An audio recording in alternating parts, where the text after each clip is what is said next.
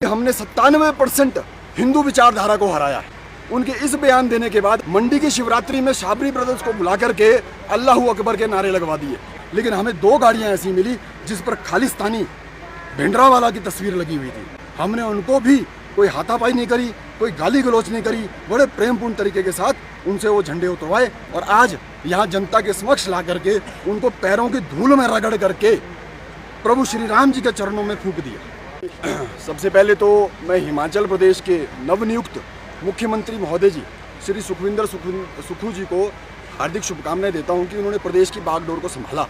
और संभालते ही उन्होंने एक भविष्यवाणी करी अपने मुख से कि हमने 97% हिंदू विचारधारा को हराया है। सबसे पहले तो इसके लिए उनको बड़ी बड़ी मुबारक है। उनके इस बयान देने के बाद अभी हाल ही में मंडी शिवरात्रि का महोत्सव बड़े धूमधाम से मनाया गया। हमारे देवभूमि को पूरा विश्व देवभूमि के नाम से जानता है। मंडी की शिवरात्रि में शाबरी ब्रदर्स को बुला करके अल्लाहू अकबर के नारे लगवा दिए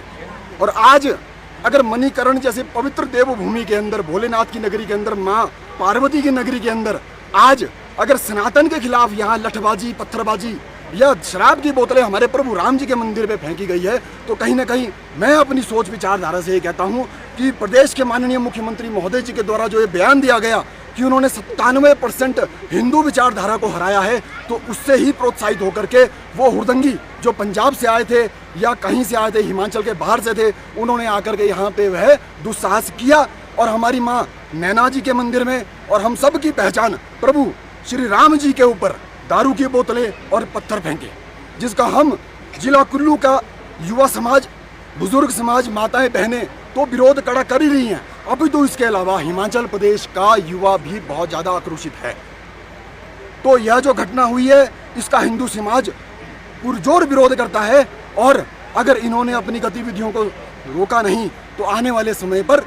स्थिति और भी गंभीर हो सकती है। साथ ही मैं आपके माध्यम से ये भी कहना चाहूँगा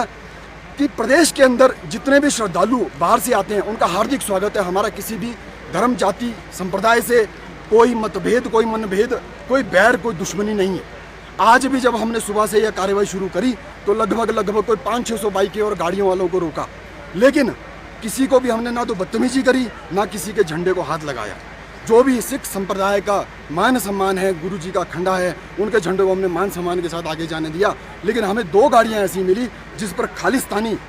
भिंडरावाला की तस्वीर लगी हुई थी। हमने उनको भी कोई हाथापाई नहीं करी, कोई गाली गलौच नहीं करी, बड़े प्रेमपूर्ण तरीके के साथ उनसे वो झंडे उतरवाए और आज यहाँ जनता के समक्ष ला करके उनको पैरों की धूल में रगड़ करके प्रभु श्री राम जी के चरणों में फूंक दिया। अगर यह दुस्साहस, इस तरह के असामाजिक तत्व, जिहादी विचारधारा के तत्व या खालिस्तानी विचारधारा के तत्व अगर इस तरह की विचारधाराओं को और इस तरह के कर्मों को नहीं रोकेंगे तो आने वाले समय में ये जो आपको आज 300-400 लोग दिखाई दे रहे हैं, ये यहाँ पे 30-40 हज़ार भी हो सकते हैं।